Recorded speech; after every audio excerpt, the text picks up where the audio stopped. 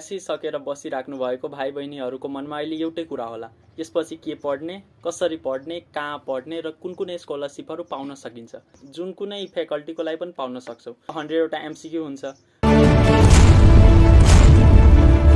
So no need to worry, I am back on YouTube and सबभन्दा famous scholarship जसले गर्दा तिमीले +2 मा पुरै फ्री पढ्न पाउँछौ त्यो भनेको काठमाडौँ मेट्रो स्कलरसिप हो, जुनमा नाम निस्कियो भने आफूले चाहेको कलेजमा पुरै +2 भनेको फ्रीमा पढ्न पाइन्छ।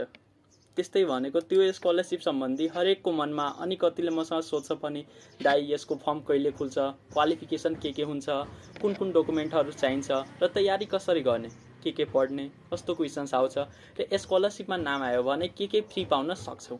यसको फर्म आउने दिन भनेको जुन दिन तिमीहरूको SE को रिजल्ट आउँछ त्यसको भोलिपल्ट नै फर्म इस्यु हुन्छ, जुनबाट तिमीलाई यो जानकारी हुन्छ कि हामीले कहिलेसम्म फर्म भर्न सक्छौ र कहिले हाम्रो इक्जाम हुनेछ।